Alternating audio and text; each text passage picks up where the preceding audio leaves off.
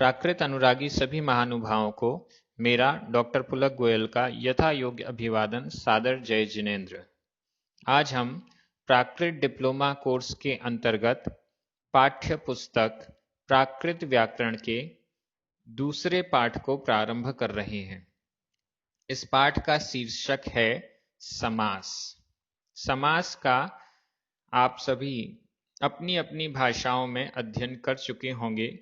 हिंदी में भी इसका बहुत ज़्यादा प्रचलन है। संस्कृत वाले भी समास से अच्छे से परिचित होंगे।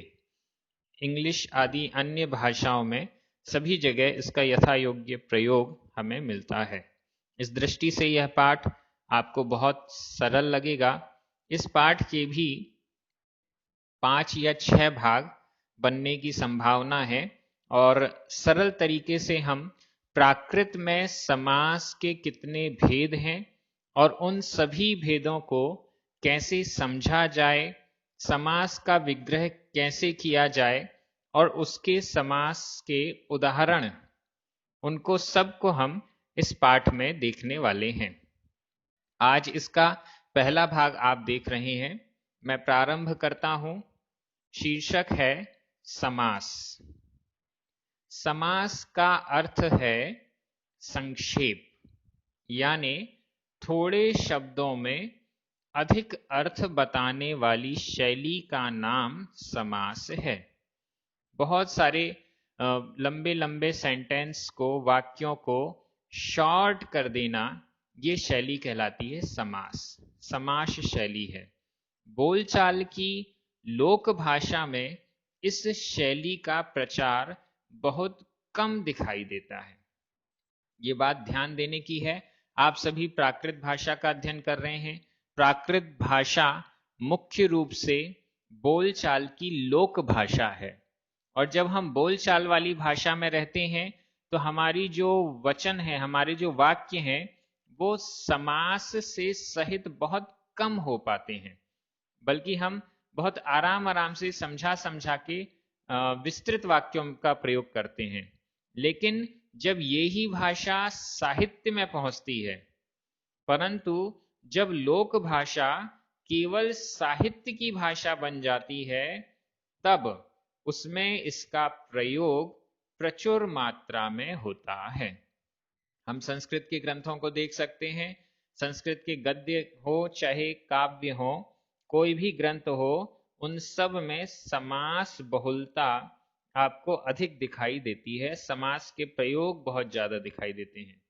प्राकृत के भी साहित्य की जब रचना सामने आने लगी तो उसमें भी शब्दों को शॉर्ट करने की दृष्टि से, वाक्यों को छोटा बनाने की दृष्टि से समास का प्रयोग कई स्थानों पर होने लगा। इस दृष्टि से समास का ये प्रकरण हमें समझना पड़ना बेहद आवश्यक है। यहाँ पर जो पैराग्राफ दिए गए हैं वो प्राकृत मार्गोपदेशिका पुस्तक में से पंडित बेचर दास जी द्वारा हैं, जो कि वहां पर पृष्ठ नंबर 100 पर है। दूसरा पैराग्राफ यहां पर आ रहा है, न्याय का अधीश कहना हो तो। न्याय का अधीश, अधीश मतलब स्वामी, न्याय का अधीश कहना हो तो समास विहीन शैली में कहा जाएगा नायस्स अधीसो। नायस्स न्याय का, अधीसो अधीश कहा जाएगा। जबकि समास शैली में न्यायाधीशो कहा जाएगा। न्यायाधीशो, न्यायाधीश कहा जाएगा। अर्थात जिस अर्थ को बताने के लिए समास विहीन शैली में 6 अक्षरों की आवश्यकता पड़ती है, उसी अर्थ को बताने के लिए समास शैली में केवल 4 अक्षरों से ही काम चल जाता है। ये एक उदाहरण दिया गया है समास और बिना समास का। इसी प्रकार जिस देश में बहुत से वीर हैं वह देश, इतना लंबा वाक्य कहना हो तो समास विहीन शैली में क्या कहेंगे, जम्मी देशे बहवो वीरा संति सो देशो। इतना लंबा वाक्य आपको प्राकृत में बोलना पड़ेगा। जम्मी जिस देशे देश में बहवो बहुत वीर वीरा वीर संति हैं सो वह देशो वह देश। इतना बड़ा वाक्य हमें बोलना पड़ेगा, इतना लंबा वाक्य कहना पड़ता है, जबकि उसी अर्थ को बताने के लिए समास शैली में, अगर हम इसको समास शैली में ले जाते हैं तो हमें क्या बोलना होगा? बहुवीरो देशो, बहुवीरो देशो, बहुत वीरों वाला देश। इतने कम अक्षरों से ही काम चल जाता है। अर्थात जिस अर्थ को बताने के लिए समास विहीन शैली में 14 अक्षरों की आवश्यकता पड़ती है, उसी अर्थ को संपूर्ण रूप से बताने वाली समास शैली में केवल 6 अक्षरों से ही सुंदर रूपेण काम चल जाता है। समास शैली की यही सबसे बड़ी विशेषता है। मुझे लगता है ये 3 पैराग्राफ आपको पढ़ने से, सुनने से ये स्पष्ट हो गया कि समास की आवश्यकता क्यों है, समास को पढ़ने की आवश्यकता क्यों है, और साहित्य की दृष्टि से साहित्य लेखन में, काव्य लेखन में समास की आवश्यकता क्यों है, ये आपको समझ में आ गया। समास के कितने भेद प्राकृत में होते हैं? समास के 4 भेद निम्नलिखित हैं। अलग अलग भाषाओं में अलग अलग इसके भेद कर दिए गए हैं। समाहित रूप से केवल 4 भेद किए जाते हैं। देखिएगा, सबसे पहला है दंड, दंड समास, जिसे हिंदी में कहते हैं द्वंद्व, द्वंद्व समास, ये पहला है। दूसरा तत्पुरुष समास, तत्पुरुष, तत्पुरुष समास। इस तत्पुरुष समास के ही 2 भेद हैं। पहला है कम्मधारय, कम्मधारय, जिसे हिंदी में कहते हैं कर्मधारय, और दूसरा है द्विगु समास, द्विगु, द्विगु समास कहते हैं इसे हिंदी में। ये तत्पुरुष समास के ही भेद हैं। तत्पुरुष समास के 2 भेद और इसमें जोड़ दिए गए हैं, कर्मधारय और द्विगु समास। तीसरे नंबर पर है बहुव्रीहि, बहुव्रीहि, बहुव्रीहि समास।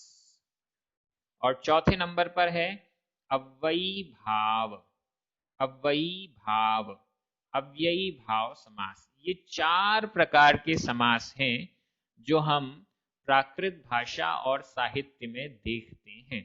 इन चारों का बहुत अच्छा अध्ययन हमें इस प्राकृत व्याकरण पुस्तक में मिल रहा है। आज के इस वीडियो में हम केवल द्वंद्व समास को ही लेंगे और इसके बाद फिर अगले भाग में तत्पुरुष समास और फिर धीरे धीरे आगे बढ़ेंगे। तो आज सबसे पहले द्वंद्व समास को देख रहे हैं। इसके ऊपर एक लाइन और लिखी हुई है, जिन शब्दों का समास किया जाता है उन्हें अलग अलग कर देने को विग्रह कहते हैं। समासित पद है, उस समासित पद को अलग अलग करना है तो उसे समास विग्रह कहा जाता है। जैसे संधि में संधि विच्छेद कहा जाता है, वैसे ही यहाँ समास में समास विग्रह यह कहा जाता है। हिंदी वाले और संस्कृत वाले बहुत अच्छे से समझ रहे होंगे। तो सबसे पहला समास हम देख रहे हैं द्वंद्व समास। द्वंद्व समास, इसको हिंदी में कहा गया द्वंद्व समास। 2 या 2 से अधिक संज्ञाएं, 2 या 2 से अधिक संज्ञाएं एक साथ रखी गई हो तो, ध्यान से देखिएगा, सेंटेंस है 2 या 2 से अधिक संज्ञाएं एक साथ रखी गई हो तो वह द्वंद्व समास कहलाता है।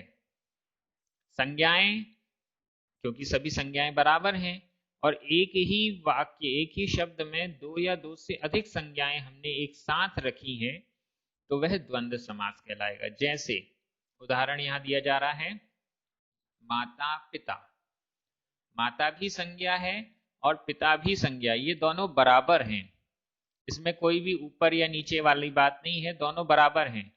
तो इसलिए माता पिता, यह द्वंद्व समास हुआ। दूसरा उदाहरण दे रहे हैं, सगा संबंधी।